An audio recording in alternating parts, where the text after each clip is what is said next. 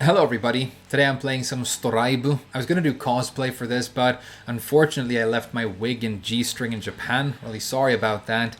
I think this game is excellent. I think it's a lot of fun to play, even though I don't really play it that much anymore. I know the community is really excited this month because they released a new character.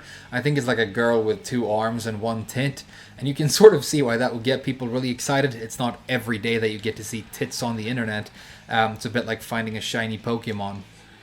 But I'd heard that they implemented a new feature into this game, and I thought it sounded interesting, so I wanted to check it out. But as I'm sitting here, sort of playing around with it and thinking about the implications of this feature, I think they might be huge. I honestly think this might change how we learn fighting games in the future, and I wouldn't be surprised if every modern fighting game after this has some sort of take on this feature. It's called the Combo Creator, I think. And it's just such a simple idea and such an obvious idea, but it's a very, very good one for a bunch of reasons. Problem with fighting games, or it's a problem or it isn't, depending on how you see it, but they're very difficult, right? And I don't think we want them to be easy. I think one of the main features of fighting games is that they are very hard. But that doesn't mean that we shouldn't have, great intuitive, fun tools for learning the games. The learning process can still be very good. And that's why we always talk about these games needing better tutorial modes. And that's especially true for Tekken, because Tekken is the game that has so many hidden difficult things that you have to know. And they're almost impossible to find on your own. And the game tells you nothing. So for the longest time now, it's been about content creators explaining those things in videos and stuff, and if you want to learn something you have to go to people who know and ask them, but the game doesn't really do that much for you. But what this is right here, and if you play 2D fighting games, you've seen similar things before. It kind of looks like a 2D game combo trial, which is basically what it is, but it's also different. So I have a combo here on the left, and you can see that I have different objective markers, pretty standard. So the first part here is a close slash, and if I do that, that lights up, and it goes to the next objective. And I didn't do it this time, so I dropped the combo, and it goes red. I can try and do the combo, but like I said, I don't really play this game, so I probably won't be able to, but we can try it. Let's try one more time. And then I assume you break here. Yeah, okay. So that's what it looks like when you clear a trial. You just do these objectives and you try not to drop the combo, right? Now, what's really, really special about this combo right here is that this is not a combo trial that is in the game natively. This is actually creator or player-created content, a player-created trial. So what you can do in this game right now is you can go in, and you can create your own combo. You can record yourself doing it and do like a video clip, and then you can upload that, and people can search for your name or the specific character, and they can find these different trials for things you can learn with that character. And they've called it combo creation, and it's mainly about combos in this game, but again, the implications, the things you could do with a system like this, it's just really, really huge.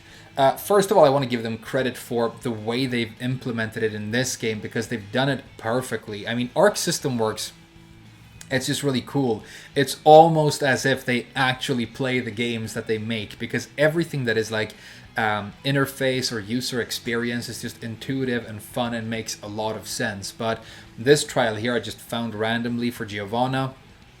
And I can do the trials right away, or I can press a button to do free practice, which is what I'm in right now, and it lets me jump around and do whatever I want and practice, and then when I'm ready to do the actual trial, I can move on and do that. And there's also a video clip of it being done, and seeing it, is a huge help.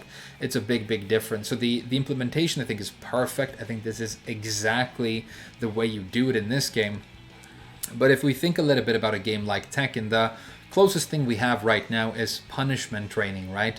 So the CPU does a move and then you're supposed to punish it. And I think as long as you do any punish, it lights up and tells you did it. You don't have to do the specific punish that the game recommends, which is kind of fine, I guess.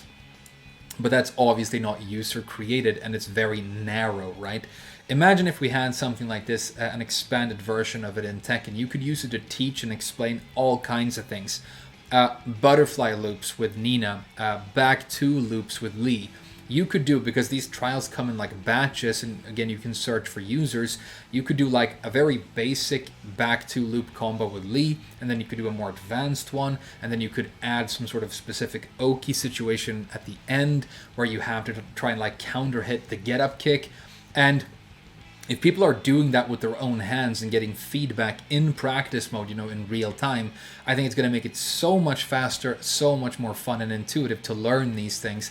It's really great, and it comes from the community. So all the, advanced tech on these characters, it's all going to be out there. And people talk a lot about user-created content these days. It gets kind of annoying and stupid when people start talking about NFTs and things like that. But there are examples of it being really cool. And I think the biggest example of this is like Mario Maker, right? If you're into 2D platforming, there's so much experimentation and fun you can do there. And it's great community building because people challenge each other and they send things they've made to one another. And you have your favorite creators and so on. I think it's really great. And in this game you could have, it would happen right away. Somebody would make the 10 ton jet upper in a row challenge, and then everybody who plays Brian would want to try it. Obviously you would have to record yourself doing it first to show that it's possible and make the clip that goes with the trial, and then somebody would probably use a macro to make sure they could do it anyway. But there you go. And Kazuya players, there would definitely be like a down forward 2 into perfect electric several times in a row, or a certain amount of times in a single time frame, specific amount of seconds, and then everybody who plays that character and streams and makes content would want to do it for content as well. So it's just like a fun community feature where I think we could interact more as a community that isn't necessarily super aggressive and toxic the way online tends to be sometimes. So I think it has a lot of potential for that.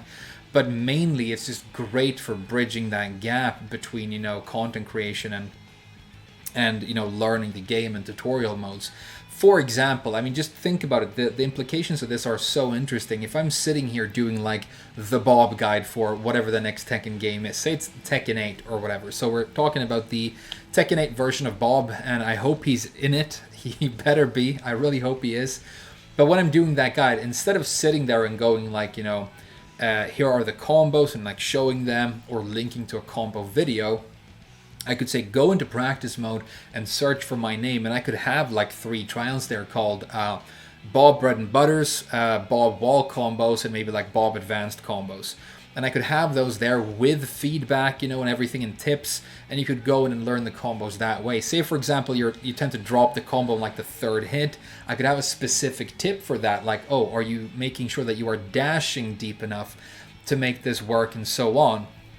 So I think like in terms of content, in terms of community, and in terms of bringing in people and solving this problem of the games being so difficult to learn, this could be really huge. And again, it's just such a good idea. And I was thinking about like other things you could do with it, because trial-based gameplay in fighting games has existed before. And I was thinking about how in Melee, Smash Brothers Melee, we had break the targets and like home run contests and things like that. And people love that. They speed run it to this day. It's still a thing. It's difficult to do things like that with Tekken. Even more difficult than it is for a standard 2D like anime fighter like this, because in Tekken you don't really dump a character into a stage and then they move freely around and can hit targets and do whatever, because your movement is very locked into the opponent character. When you move towards or away, you always do it in the direction of the opponent character. And when you move sideways, the opponent character is the axis that you rotate on, right? So you can't really spread out targets on a Tekken stage and have people run around and do things. But, for example, you put Mokujin in a sandbag, right? And then you see who can deal the most damage to the sandbag in 20 seconds.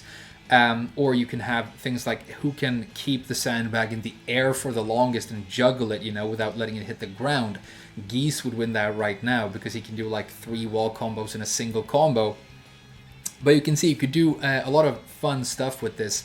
And I just think it would be a great idea to have something fun you can spend time on in the game that isn't necessarily constantly super competitive, and more about the fun of the learning process. I was playing a set against Main Man on stream yesterday, and he talked a bit about that, just playing with someone you know, having some fun, great games, and how much fun that is, and how different it is in terms of texture to, how frustrating and stressful, constant online ranked matches can be. So I think this creates a lot of alternative space, and it's just, again, a fantastic idea. But I've only been sitting here thinking about it for a little while. Are there any, potential downsides to this? What have I missed? I'd be really interested to know what you think about this.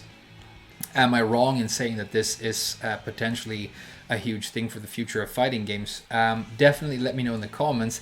I look forward to reading them. But for now, thank you so much for watching this, and I'll see you guys again very soon.